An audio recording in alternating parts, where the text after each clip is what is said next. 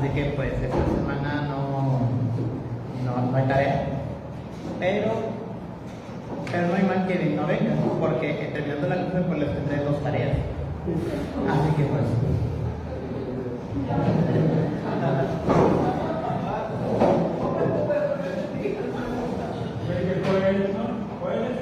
¿Ah? Sí, bueno, es que nada más son 2 preguntas, pero básicamente son como 2 tareas. Sí.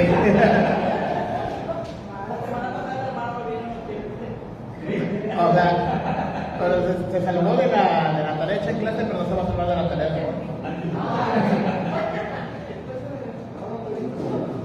Bueno, ya que no tenemos nada para iniciar la clase, vamos a entrar directamente al tema.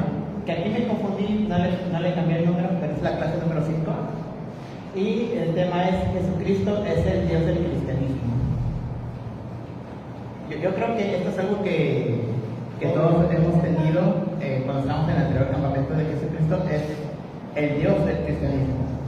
Dando a entender de que hay, o por lo menos se entiende de que, bueno, Jesús es el Dios del Nuevo Testamento, y todo lo que pasa en el Antiguo Testamento que Dios era otro Dios.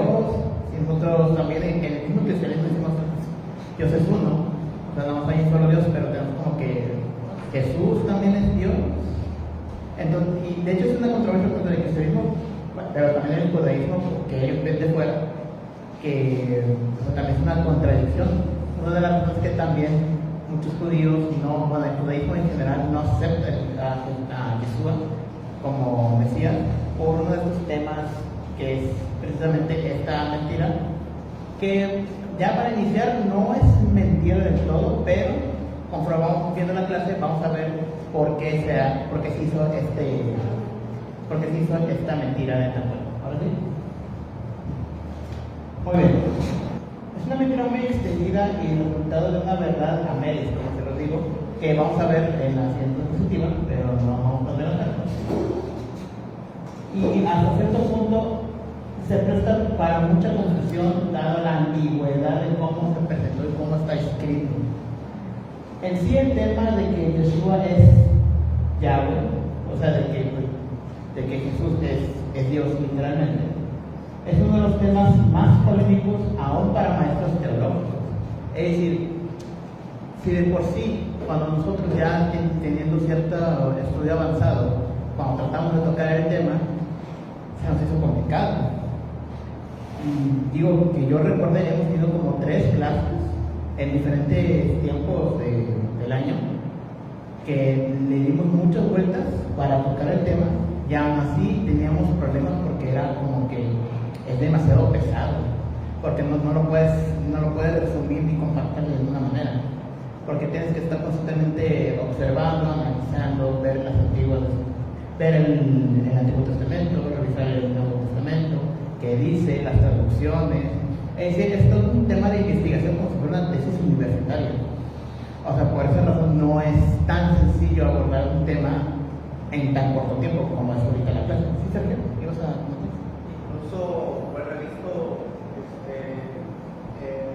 movimientos de raíces hebreas que incluso también patinan en ese aspecto, o incluso ya dieron una respuesta para ellos mismos de que sí, sí, Yeshua es Elohim, y pues está algo, pues vaya, es redundante, porque pues salimos de un contexto cristiano donde se tenía esa bandera de que Jesús era Dios hecho carne, y como que para volver otra vez a donde mismo, pues no es redundante eso, porque estas comunidades mesiánicas o israelitas pues regresan nuevamente a las viejas prácticas. Y es que porque es que también se presta mucho para ello, y a veces cuando uno va iniciando, y lo bueno que lo dices, es que muchas veces como que nos cuesta mucho como que separar esa doctrina de nosotros, o bien esa doctrina nos sigue persiguiendo, porque vuelvo y repito, no es fácil tratar el tema. De hecho, creo que tuvimos, que yo recuerde, y digo porque la memoria a veces también me falla, tuvimos como de 3 a 4 clases tocando el tema, y fue temas que duraron hora y media y aún así estábamos así como que, sí llegamos a la conclusión, pero todos estábamos así como que está muy pesado el tema, incluso para personas que dedican su vida a estudiar las escrituras y nada más analizándolas, también se nos hace pesado.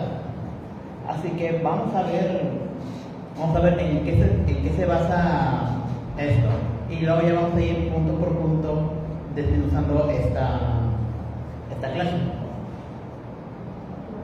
Ahora, ¿cuál es la base de esta mentira o esta verdad media?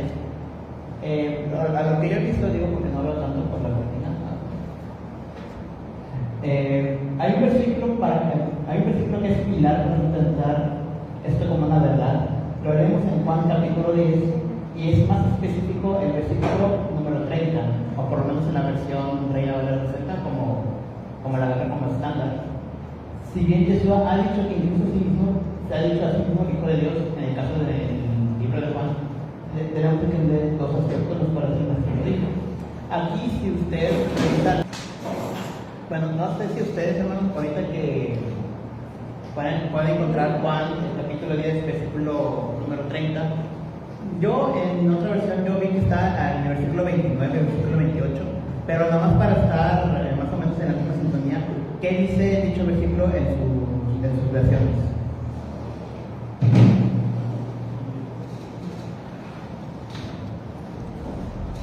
¿Por qué digo no va a ver una vez? ¿Ah? Juan 10, ¿no? Juan 10, capítulo 10, versículo 30 o 28, 29, dependiendo de la versión. 30 en la Nueva Valera dice, en la Reina Valera, Ajá. 60, dice, yo y el Padre uno somos. Ok. ¿Alguien más tiene que suene similar? Esta es la verdad. El Padre y yo somos una ejad. Somos una unidad. Código de ¿De lo real? ¿Y alguien más para tener tres? La de los testigos, la reina, dice, yo y el Padre somos uno. Somos uno. Ok. Si bien, como esto es dentro del código real, es nada más explícito la separación entre el yo, es decir, Yeshua y el Padre. Y dice, somos unidad. Si bien nosotros lo que hemos estudiado y hemos aprendido de que el Eterno es uno y uno es su pan, uno es su pueblo. De hecho, pues, en los boletines antes del nuevo formato, pues teníamos este emblema de que solo hay un Dios, solo hay un Mesías, solo hay un pueblo y solo hay un pan. O sea, unidad, uno. Pero se da a entender, por lo menos en la Reina Valera, se da a entender que Jesús está diciendo de que el Padre y yo somos uno solo. Se entiende de como que pues, yo soy el Padre. O por lo menos se da a entender, o muchos lo entienden así de que pues yo soy el Padre, que se entendería como de que pues, yo soy Dios.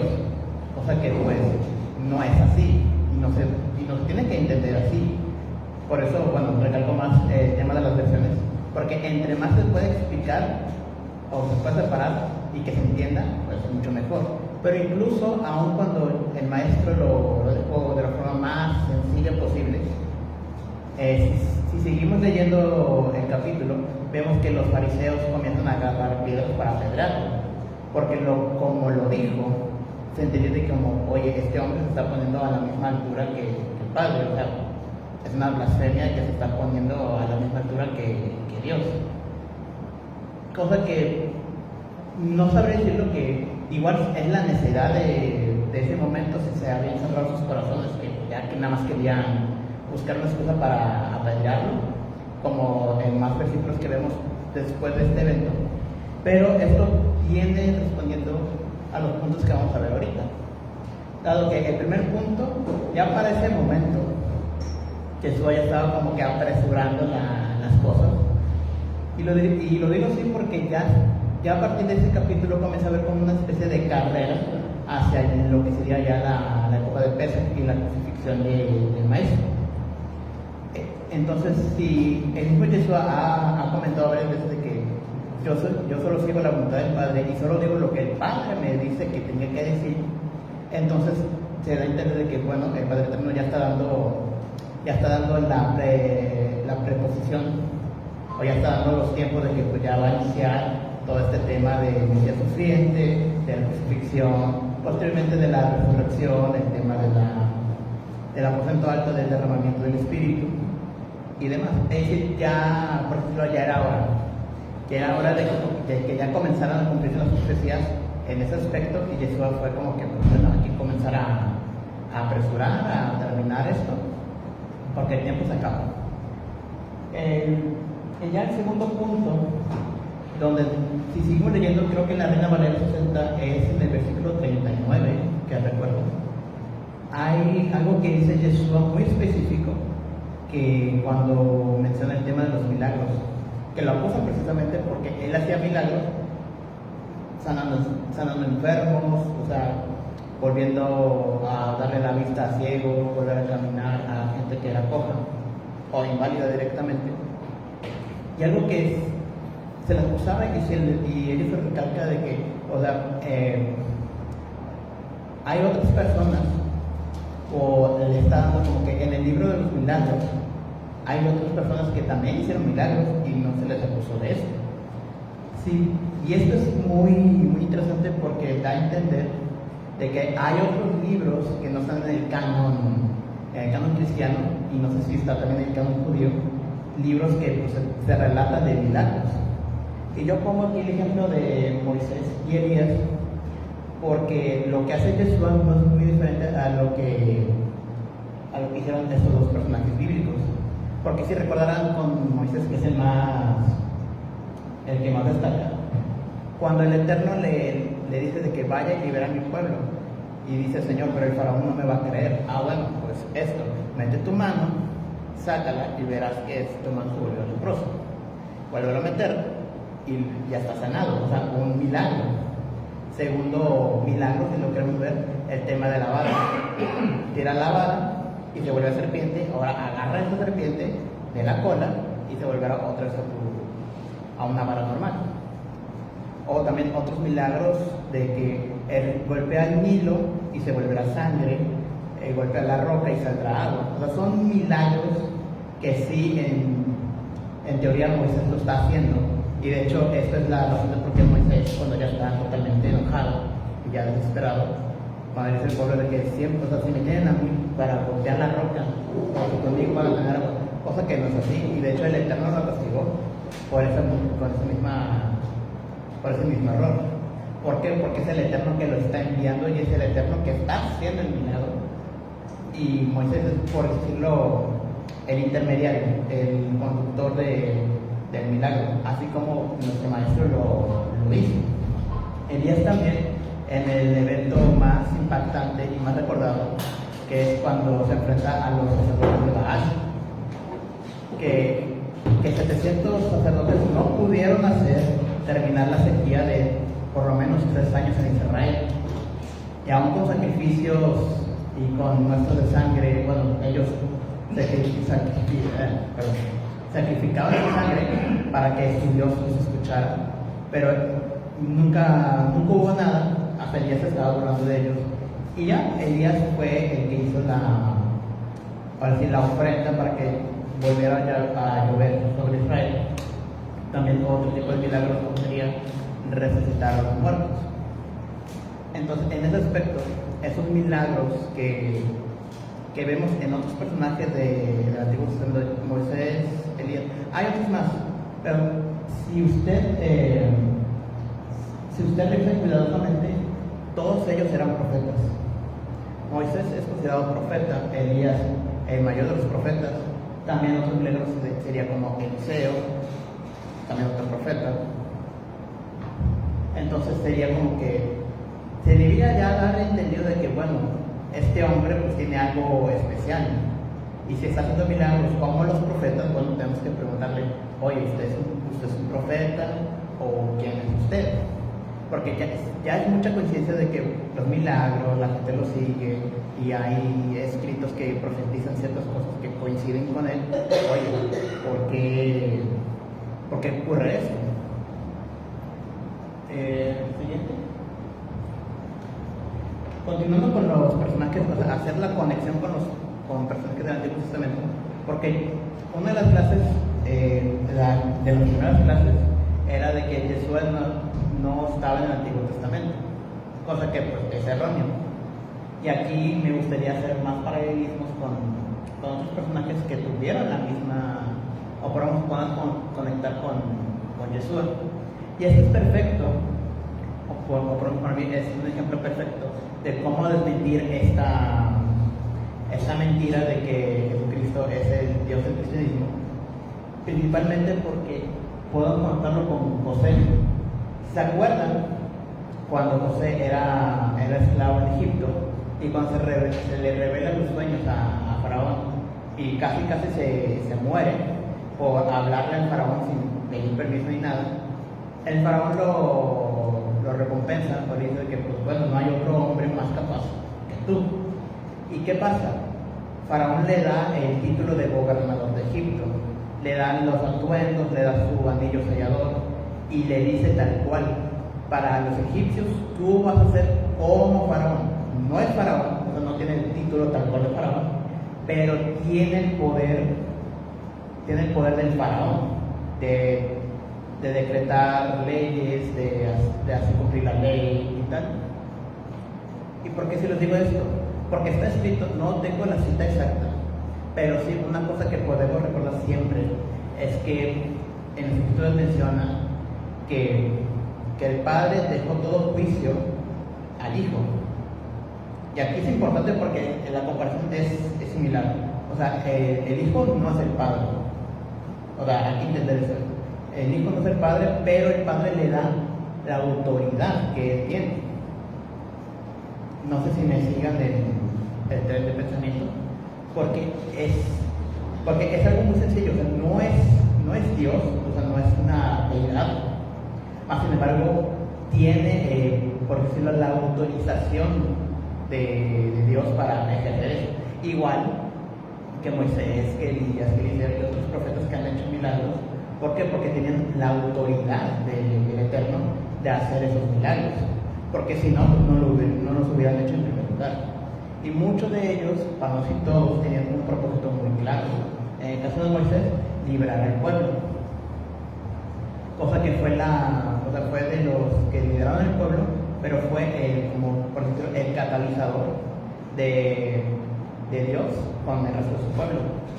Porque tenemos que recordar que fue Moisés que fue el único que subió al monte para recibir las tablas de la ley.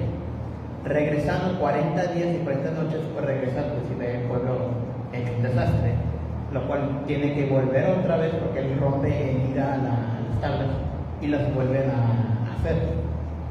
Pero nadie del pueblo se atrevió a subir con él o a seguir escuchando la voz de Dios. Elías también, el pueblo estaba haciendo no sé qué cosa, estaban adorando a los dioses.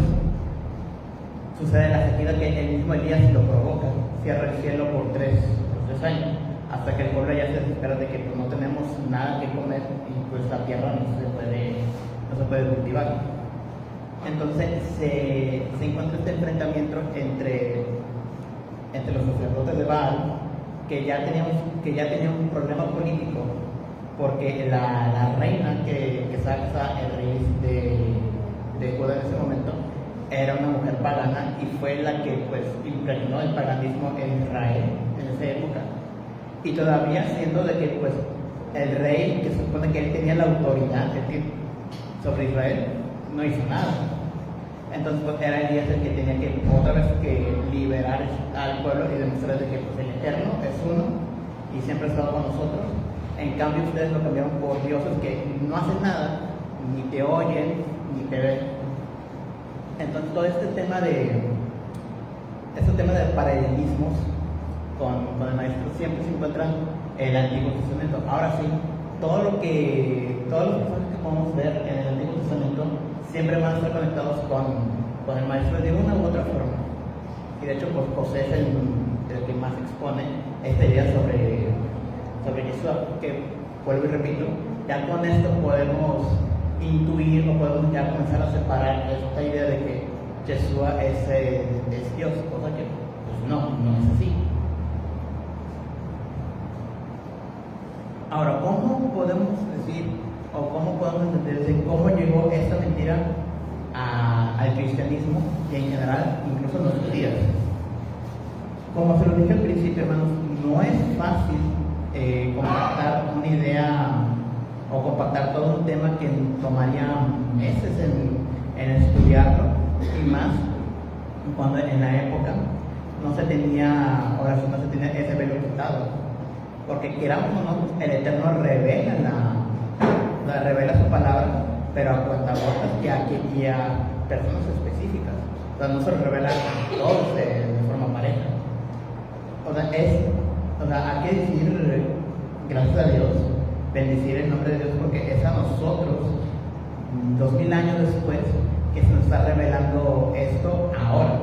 O sea, tenemos el privilegio de tener estos conocimientos nosotros, que hermanos de hace 300 años, 500 años y para atrás, porque no todos tenían esta información, la que tenemos ahora. Ahora, el problema de esto, de compactar algo tan, no sé si se acuerdan que siempre se nos ha enseñado en cómo evangelizar o cómo entregar el evangelio. O sea, no sé, de forma de tríptico, de un folletito, algo resumido y rápido. Cosa que ahí está el problema, no puedes hacerlo, o sea, no puedes hacer algo tan compacto, algo que es,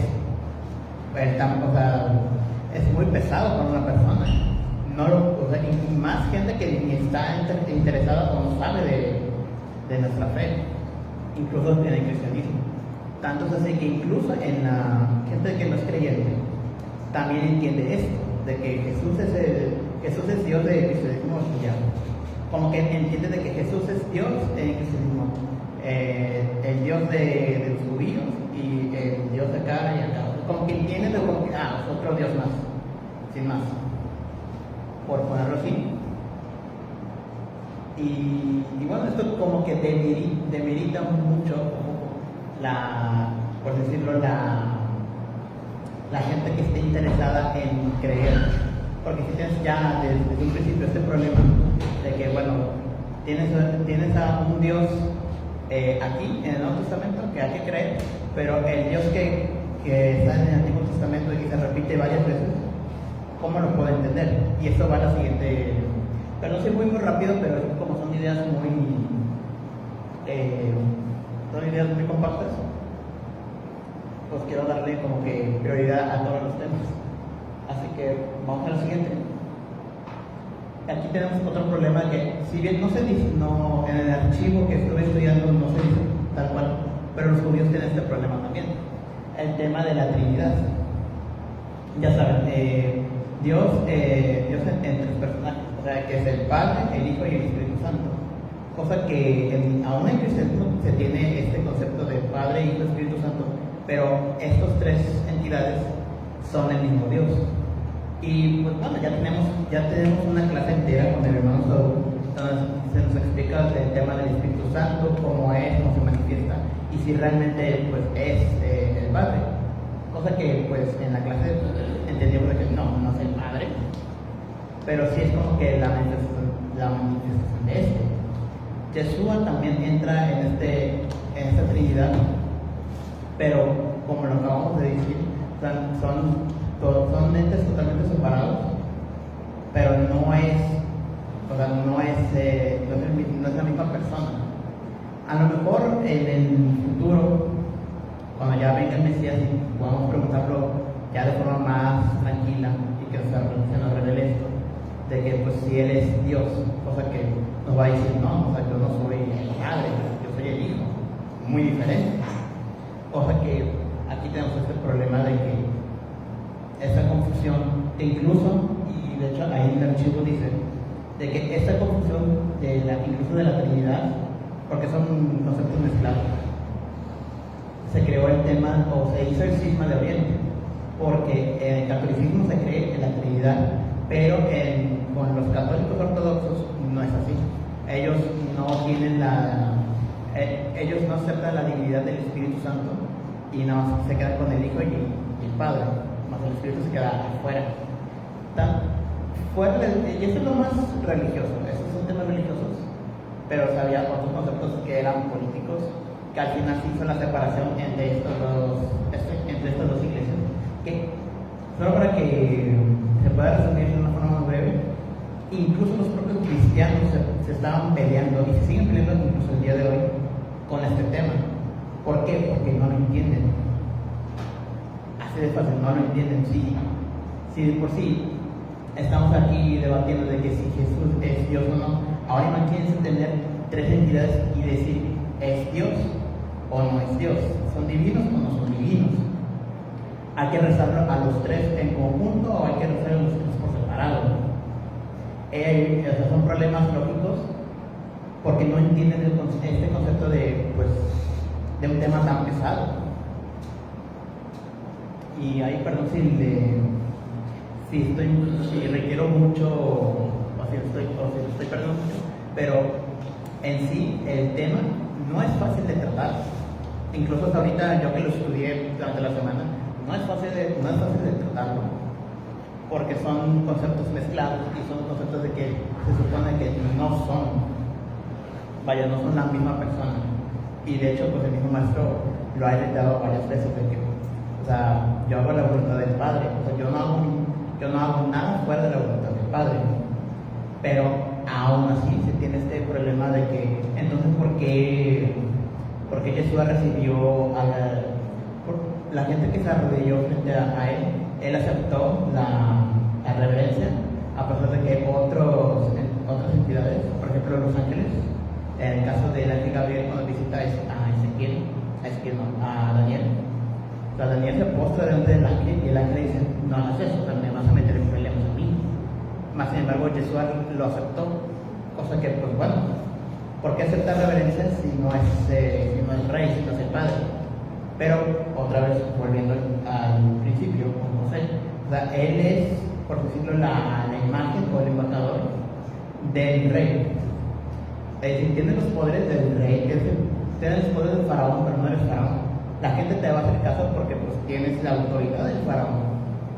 Entonces, con estos conceptos ya un poco más aterrizados y conectándolo con el Antiguo Testamento, yo creo que podemos entender de una forma, ahora sí, compacta y rápida, de que pues Yeshua no es el Dios del cristianismo, por mucho que se quiera entender así, no es así.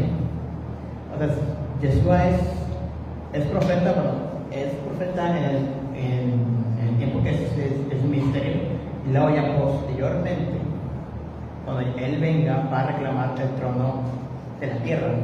Lo que perdió Adán, Yeshua lo va a recuperar. O sea, la majestad de, ahora sí como en lo terrenal, aquí en este mundo, lo va a recuperar. Pero sin embargo, todo es por la gloria del Padre, porque el Padre le ha dicho, pues, él va a hacer el infierno para restaurar todo. Entonces, ahora sí, son dos entidades separadas. Les voy a pasar el archivo porque sí es interesante de estudiar, si ustedes quieren estudiarlo también por separado. Pero ya les digo que pues, es un tema muy pesado. El tema es pesado, pero para fines prácticos, para desmentir esta mentira, pues lo hice la clase así un poco compacta y con ejemplos. Y yo creo que ya es el final. Sí. Ok. Podemos concluir que si bien es una verdad a medias, pero como se ha enseñado y mal interpretado, que al final se convirtió en una mentira. Pero ahora, con todo lo que hemos estudiado, tanto hoy, de si Yeshua es el Dios del cristianismo, o el tema de que si Yeshua estaba en el Antiguo Testamento, o el tema de el resto de las clases, les quiero hacer una pregunta que va a servir mucho para la siguiente clase, porque se está relacionada. Y por eso les digo que son dos tareas, porque son igual de complicadas ambas preguntas. La primera pregunta es, ¿qué pasa con los gentiles que descubren y reconocen la identidad judía de Yeshua y por lo tanto las raíces hebreas de su fe? O sea, ¿qué va a pasar con ellos? O sea, los que, así como nosotros, los que vienen de fuera, los que vienen de cristianismo, reconocimos esto y nos integramos a la fe. Pero no todos tienen no todos tienen el mismo efecto que en su momento fue nosotros. De hecho, nosotros por experiencia sí sufrimos mucho como congregación, porque hubo muchos hermanos se separaron simplemente por esta idea. Ahora, esto es más para efectos de gentiles, los cristianos que vengan para acá por la identidad, que reconocen la identidad de Jesús, y deben dichos creyentes gentiles justicia al judaísmo. Ahora sí, porque ese es otro problema que hemos visto, que muchos que vienen del cristianismo vienen a convertir a raíces hebreas, pero saltan directamente al judaísmo. Y yo creo que hemos tenido varias clases y hemos tenido predicaciones respecto a este tema, pero sería bonito que ustedes estudien y reflexionen sobre estas dos preguntas y qué se debería proceder.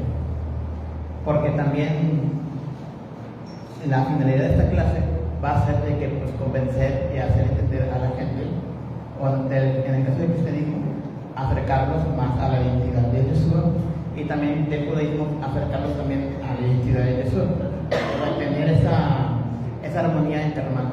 ¿Sí, Sergio? No sé si lo que voy a decir ya es la respuesta de la pregunta, pero, por ejemplo, ya Espere tu respuesta, es decir, aquí cortamos, ¿no? No, aquí he escuchado una interpretación así, porque, por ejemplo, los cristianos utilizan el versículo que dice: no juzguéis por guardar tal día o tal festividad, o por lo que coméis, lo que bebéis, o por si lunas nuevas, etc. Y decía, porque estas solo son cosas que han de venir. Y cuando lo escuchas desde la perspectiva cristiana, pues dices, no, pues sí, no nos deben de juzgar porque nosotros pues no lo hacemos, y eso significa que pues, si no lo hacemos, no nos deben de juzgar, eso ya pasó, ya está obsoleto, etc. Pero si ya lo ves desde la perspectiva hebrea, a lo que pasa con estas nuevas congregaciones mesiánicas, hebraicas, israelitas, pasa lo mismo que ya pasaba en el primer siglo, ¿no? Que nosotros guardamos Shabbat, celebramos las fiestas anuales, etc. Y pues obviamente causa recelo en el judaísmo que en el primer siglo pasaba con los creyentes en el Mesías. Y pues obviamente nosotros no celebramos exactamente como celebran los judíos, y seguramente ellos tampoco, por la cuestión de que ahora estaban con el Mesías. Entonces me imagino que también pasaba lo mismo con los judíos que dicen eso, porque ellos están celebrando así, porque ellos están guardando, o porque personas que no son judías, que se integraron a la fe desde el Mesías, están celebrando Sukkot, están guardando Shabbat, ¿okay? Y entonces me imagino que ahí es donde cae este versículo, que dice: no los juzguéis por unas nuevas, por el día de Shabbat, por las festividades, o sea, porque son cosas que han de venir. O sea, no se preocupen si no lo hacen exactamente como lo hacen los judíos, porque realmente al final de cuentas son solamente ensayos de lo que se va a venir en el reino, que dice Zacarías. Todos irán, subirán a Jerusalén a celebrar las fiestas. Y de hecho es que es muy fácil decir eso, ¿no? Por lo menos en el cristianismo, de que nada más lees el texto, de que que no te juzguen por lo que comen o por las días de fiesta y tal. Pero en general, pues que no me juzguen, pues yo hago lo que quiera. Porque al fin y al cabo Jesús me salvó y su sangre me limpia. Ya. O sea, es fácil, y también es como decir: yo no tengo compromiso. Y el problema es que, pues, lo que nosotros estudiamos y entendemos es que, pues, sí tenemos un compromiso. O sea, si nosotros entramos aquí, es porque estamos comprometidos. Y, pues, si nos comprometemos con Jesús en todo, pues tenemos que, pues, seguirlo tal cual, todo lo que Él ha hecho.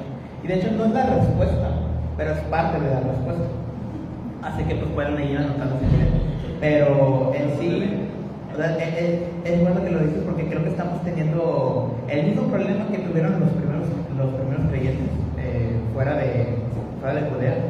Porque si nosotros tenemos, a lo mejor usted no sé si le ha pasado de que, porque ya no comes cerdos y pues si Jesús te limpió, o sea, tú puedes comer lo que sea.